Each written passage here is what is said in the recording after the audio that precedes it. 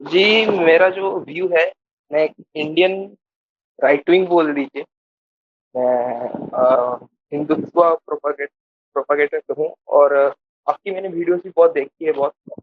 तो मुझे आपके वीडियोज़ ये आरिफ सुल्तान है, इश्तियाक अहमद है, बहुत उनके वीडियोज़ मैंने देखे हैं, वो आपका ही पर्सपेक्टिव तो जानने को मेरा मिला है। मेरा जो पॉइंट ऑफ व्यू है कि मैं हमेशा ये देखता हूँ even among the liberal people, left people, they always try to falsely equate India Pakistan का जो राइट विंग है, ये फॉल्स इक्विवेलेंस है, मेरे इसके एग्रीमेंट में नहीं है। क्योंकि इंडिया का जो हिंदुत्व है, वो जो आइडियोलॉजिकली जो हम देखते हैं, जो इस्लाम का जो व्यू है अगेंस्ट नॉन मुस्लिम, वो उतना अ, वैसा नहीं है। ये मतलब इंडिया का जो हिंदुत्व ग्रुप है, वो नॉन हिंदूज के खिलाफ उतना एक्सट्रीम व्यू नहीं रखता।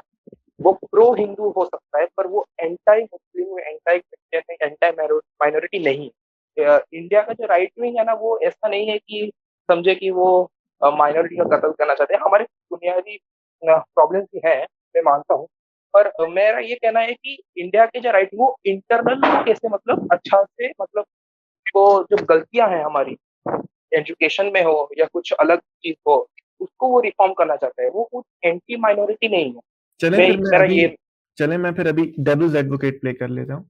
संजय दीक्षित हाँ, साहब को आप जानते होंगे, मेरा ख्याल है। जी जी। उनको तुफैल चतुर्वेदी साहब को भी जानते होंगे, नीरज अत्री साहब को भी जानते होंगे। वो तो हाँ हाँ, ओपनली देख कहते तो हैं कि इन सब की घर वापसी करनी है, और ये और जो लिंचिंग्स हम आपने इंडिया में देखी हैं, बीफ के नाम पर हमने देखी हैं, तमाम चीजें जो हम देख रहे हैं, तो फिर आप उसे किस तरह, आपके अपने आर्ग्यूमेंट से वो चीजें काउंटर हो रही हैं, किस तरह आप उसे फिर डिफाइन करेंगे? हाँ। अच्छा, मैं ये क्लियर करना, हिंदुत्व के भी बहुत शेड्स हैं। मतलब आपने जिन लोगों के नाम लिए, वो एक फार राइट ग्रुप में आते हैं। वैसे उनका उनके सपोर्टर्स एक्चुअली देखा जाए ऑन फिर ग्राउंड मुझे इतने मुझे नहीं है। माफ मुझे बस एक इजाजत दीजिए, अगर आप मुख्तसर मुख्तसर जवाब दे सकें, बिकॉज काफी देर हो गई है और लोग भी हैं। आप बिल्कुल ये कह रहे हैं कि अलग अलग शेड्स हैं, तो इस तरह हाँ, मुसलमानों की भी तो अलग शेड्स हैं। तो फिर अगर हम उधर हिंदुइज्म को ब्लेम नहीं कर सकते, तो फिर उसी बुनियाद पे, आपकी आर्ग्यूमेंट की बुनियाद पे, फिर हम मुसलमानों और इस्लाम को भी ब्लेम नहीं कर सकते, क्योंकि अलग अलग शेड्स तो हैं मुसलमानों में भी। देखिए वो जो लोग, तीनों जो लोग हैं, वो तो अपना जो बोलते हैं कि हिंदू राष्ट्र आना चाहिए। देखिए, मैं हिंदू राष्ट्र के पर्सनली मैं हिंदू राष्ट्र के खिलाफ। नहीं आई नहीं, एम नॉट पर्सनली एडवोकेटिंग का कोई फॉर ए फायदा हिंदू नहीं है ना। राष्ट्र में। पर्सनली का कोई फायदा नहीं है, बिल्कुल उस तरह के जैसे मैं पर्सनली इस्लामिक स्टेट के खिलाफ हूँ। तो क्या उससे ये मसला हल हो जाएगा? कि बहुत सारे लोग ऐसे कहते हैं, और जो उनका, जैसे आपने कहा, शेड्स हैं, मैं तो उस पॉइंट पे आना चाह रहा हूँ जो आपने पहले बनाया था, कि दोनों एक्सट्रीमिज्म सेम नहीं है। और फिर आप कह रहे हैं कि हिंदुइज्म में शेड्स हैं, तो मुसलमानों और इस्लाम में भी तो शेड्स हैं जो आपको दिखते हैं। तो फिर जो रियायत आप हिंदुइज्म को दे रहे हैं, वो पर इस्लाम को भी दीजिए। हाँ, वो जो आपने एक्सट्रीमिज्म की बात की और उसके जो शेड्स की बात की, जो हिंदू राइट विंग में और इस्लामिक राइट विंग, उसमें थोड़ा डिफरेंस है। मैं ये बोलना चाहता हूँ, हिंदू राइट विंग में ब्लास्फेमी पहली बात नहीं है। जैसे किसी के गुस्ताखी के लिए कत्ल हो जाए, वो नहीं है। और भी है बहुत ना? डिफरेंसेस है क्यों नहीं है? इस्लाम और। क्यों नहीं है? नहीं नहीं, मैं आज आपको भी बता बहुत कत्ल नहीं हुए। मैं आपको बताता हूँ। गाय भी आपके पास सेक्रेड मानी जाती है, और उसको खाकर या उसको मारकर जो मामला हो रहा है, वो इंडिया में आपके सामने है। तो आप ये कैसे कह सकते हैं कि एक तरह की ब्लास्फेमी नहीं है? देखिए, उसको तो बहुत लोगों ने कंडेम भी किया है। वो तो पॉलिटिकल है, वो बिल्कुल मुझे नहीं, नहीं, रिलीजियस नहीं चलें। लगता। क्योंकि इसी देखिए, इसी ये तरह जो इसी तरह जो कन्हैया लाल साहब का मामला हुआ, मैं उसे कंडेम करता हूँ, बेतहाशा मुसलमानों ने कंडेम किया है। तो फिर तो दोनों सेम ही हो गया ना। क्योंकि मैं चाह रहा हूँ कि अगर आप कोई बात रख रहे हैं, तो उसका कोई लॉजिकल या सॉलिड आर्ग्यूमेंट तो रखिए, क्योंकि जो आप बात कह रहे हैं, वो दूसरी तरफ भी बिल्कुल उसी तरह अप्लाई होती है।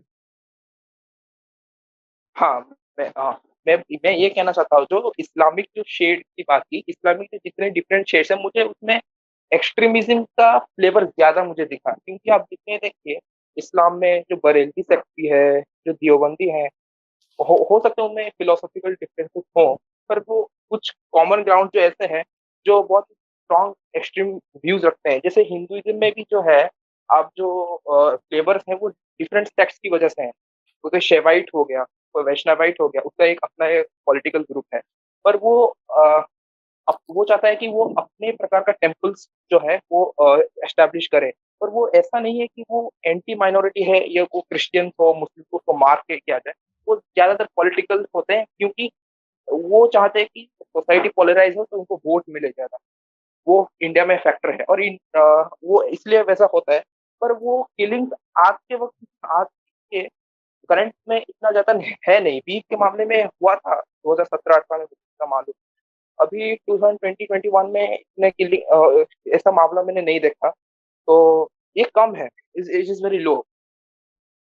ऐसे एक्ज़ैगरेट किया गया है लिबरल मीडिया में, पर ये कम है, इतने मामले नहीं आते ब्लास्फेमी के हिंदू लॉ में। चलिए ये आपकी राय है, ज़ाहिर है इस पर तो हम सारा दिन बहस कर सकते हैं और मैंने जैसे पहले कहा कि मैं डेविल्स एडवोकेट प्ले कर रहा था, आपकी बात आ गई। अगर आपने इसके मुतालिक कुछ और भी रखना है तो रख दीजिए मुख्तसर, फिर मैं किसी और साहब के पास चलता हूँ प्लीज़। हाँ, जी। मैं ये कहना चाहता था कि जो जैसे पाकिस्तान में जो है उनके जो हिस्ट्री बुक्स जो हैं, उसमें मैंने कुछ पढ़ा है तो मैंने देखा है कि उसमें भी जो है स्ट्रॉन्ग जो है एंटी माइनॉरिटी व्यू आता है। जैसे 1971 वॉर के बारे में मैंने पाकिस्तान बुक में पढ़ा था, जैसे हिंदू टीचर्स को विलिफाई किया गया था। हाँ, उसी प्रकार हमारा जो ओपिनियन है राइट विंग का, हमारा ओपिनियन ये नहीं है कि हम एक एंटी माइनॉरिटी व्यू अपने हिस्टोरिकल टेक्स्ट हमारे हिस्ट्री टेक्स्ट बुक में हो या अपनी पॉलिटिकल साइंस टेक्स्ट बुक में लाए। हमारा जो गोल है कि जो हिंदू पॉइंट ऑफ व्यू है, जो रहा है, उसको एक्सप्रेस किया जाए through historical text book without any बाइस। तो उसमें एंटी माइनॉरिटी व्यू नहीं होना चाहिए। जैसे एक एग्जांपल देता हूँ, अपने अ, अ, वीर सावरकर के बारे में आपने सुना है, जी, जी, मैंने पढ़ा भी है। पढ़ा भी है। उनका हिस्ट्री में आपको कोई उल्लेख नहीं मिलेगा इंडिया में। वो पहले ऐसे आदमी थे जो इंडिया में अंडरग्राउंड सोसाइटी फॉर्म किए थे ब्रिटिश के खिलाफ, और उन्होंने फ्रांस में उनके नाम ब्रिटिश ने उनके नाम पे बहुत सारे मतलब बाउंटी रखा था उनको पकड़ने के लिए। पर उनके जैसा फ्रीडम फाइटर हमारे टेक्स्ट बुक में एक लाइन तक भी नहीं मिलता। नाम तो छोड़िए, एक लाइन तक भी नहीं मिलता हमको।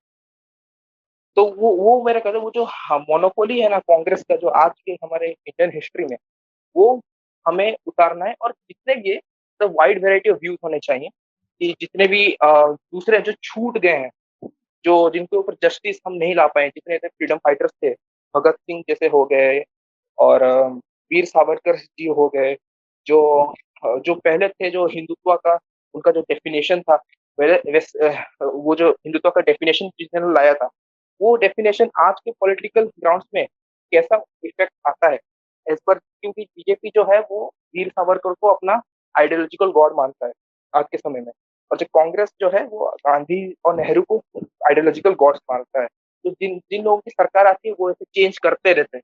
मुझे तो चाहिए हम क्या। आप मुझे एक इजाज़त दे दीजिए, आपका पॉइंट बिल्कुल आ गया, करीबन हम 12-15 मिनट से बात कर रहे हैं। अगर यही पॉइंट आपका है, तो ये पॉइंट बिल्कुल आपके सामने आ गया। तो अगर आपने इस पे कुछ मुख्तसर ऐड करना है, मैं चाहता हूँ कि आप एंडिंग रिमार्क्स दे दें, फिर मैं किसी आगे आगे चलूँ प्लीज़ बिकॉज़ आपका नहीं, नहीं। पॉइंट आ गया। हाँ, हाँ, मेरा पॉइंट आ गया है। मैं जी, यही कहना चाहता था, हमारे जो राइट विंग के जो मेजर इंडिया, यही चीज़ के लिए। जी, थैंक यू। बस आप बहुत शुक्रिया, बहुत शुक्रिया।